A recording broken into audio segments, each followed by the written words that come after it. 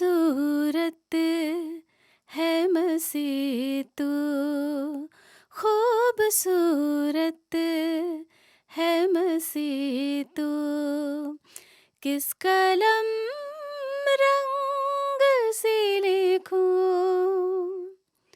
तेरे चेहरे पे है जो बात, तेरे चेहरे पे है जो बात, होठों से कैसे कहूँ।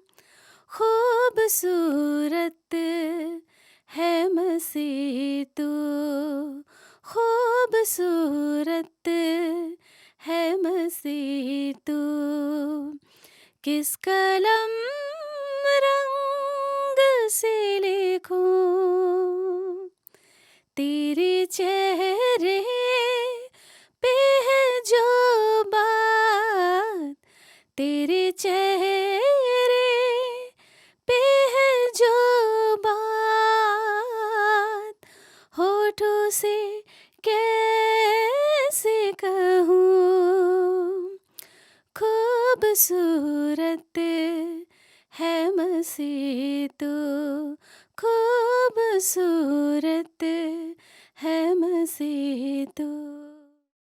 और आज का हमारा विषय है गलतियों में कुछ खूबसूरत। अगर हम समय रहते अपनी गलतियों को स्वीकार नहीं करते हैं तो हम एक और नई गलती कर बैठते हैं। गलतियां तो तुरंत हो जाती है, पर उन गलतियों का एहसास होने में उम्र बीत जाती है। सच्चे रिश्तों की खूबसूरती एक दूसरे की गलतियां सुधारने में है, क्योंकि बिना कमी के इंसान ढूंढेंगे तो हम अकेले ही रह जाएंगे। जिंदगी में हर गलती एक नई सीख देकर जाती है। गलती मानने में काफी देर मत कीजिए, क्योंकि वह गलतियां बहुत दर्द देती है जिनमें माफी मांगने का वक्त निकल चुका होता है। अपनी कमियों पर भी थोड़ा नजर रखिए। हर बार दूसरों की गलती देखना भी ठीक नहीं। अपने मन को भी थोड़ा साफ रखिए। हर बार दूसरों के बारे गलत सोचना भी ठीक नहीं। जो लोग खुद से अपनी गलती नहीं मानते, वक्त उनको उनकी गलती मनवा देता है। आइए बाइबल की एक कहानी के माध्यम से गलतियों में कुछ खूबसूरत इस बात को जानें। किसी मनुष्य के 2 पुत्र थे। उनमें से छोटे बेटे ने पिता से कहा, हे पिता, संपत्ति में से जो भाग मेरा है वह मुझे दे दीजिए। पिता ने उनको अपनी संपत्ति बांट दी। बहुत दिन ना बीते थे कि छोटा बेटा सब कुछ इकट्ठा करके दूर देश चला गया और वह वहां कुकर्म में अपनी सारी संपत्ति उड़ा दी। जब वह सब कुछ खर्च कर चुका तो उस देश में बड़ा अकाल पड़ा और वह पूरी तरह कंगाल हो गया। इसलिए वह उस देश के निवासियों में से एक के यहाँ जा पड़ा। उसने उसे अपने खेतों में सूअर चराने के लिए भेजा और वह चाहता था कि उन फलियों से जिन्हें सूअर खाते थे उससे अपना पेट भरे, और उसे कोई कुछ नहीं देता था। जब वह अपने आपे में आया तब कहने लगा, मेरे पिता के कितने ही मजदूरों को भोजन से अधिक रोटी मिलती है और मैं यहाँ भूखा मर रहा हूँ।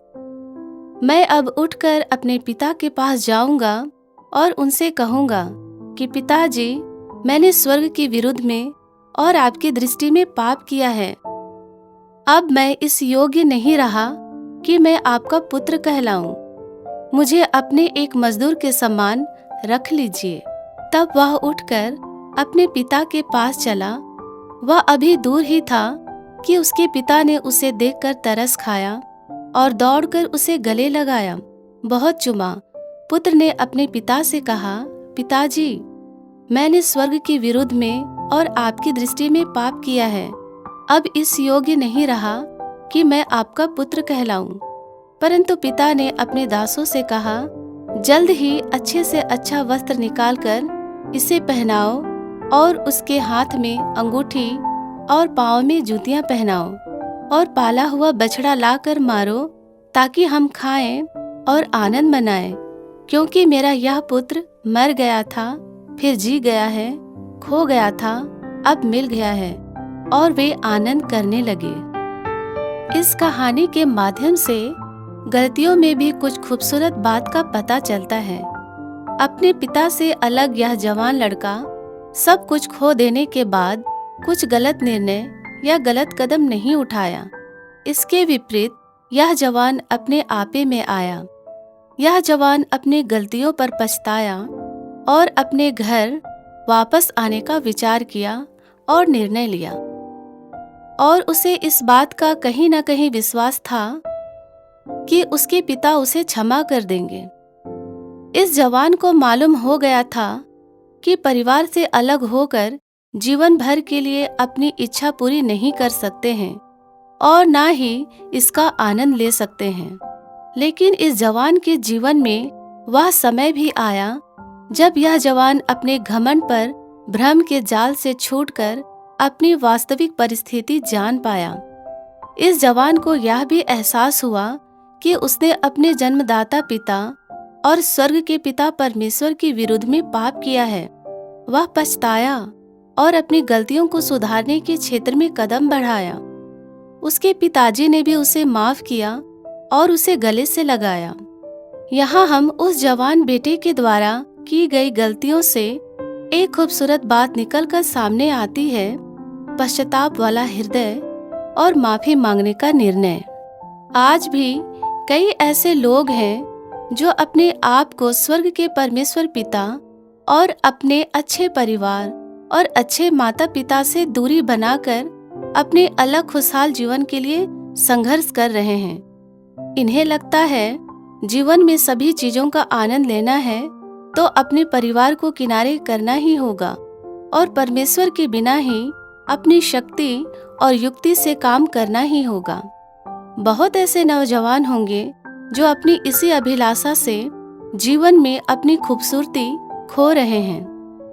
मेरे जवान भाई और बहन, अपनी जवानी के दिनों को तुच्छ मत समझिए। जीवन में एक बार ही जवानी मिलती है, इसलिए अपनी जवानी के दिनों में अपने सृजनहार को हमेशा स्मरण रखिए, क्योंकि सब बातों में परमेश्वर एक दिन हमारा न्याय करेंगे। स्वर्ग के पिता परमेश्वर क्षमा करने वाले परमेश्वर हैं। पश्चातापी मन से उनके करीब आइए।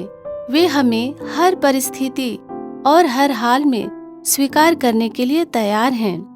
यीशु ही एकमात्र खूबसूरत मसीह हैं जो हमारी गलतियों में भी अपनी खूबसूरती डाल देते हैं, अर्थात हमारा पश्चातापी हृदय को देखकर हमें माफ कर देते हैं, हमसे प्यार करते हैं, हमारे लिए आशीषों के द्वार को फिर से खोल देते हैं और अपने उद्धार के मार्ग में ले चलते हैं।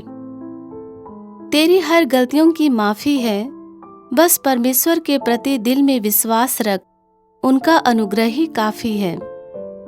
रिश्तों में खूबसूरती गलतियों को माफ करने और माफी मांगने से बढ़ती है।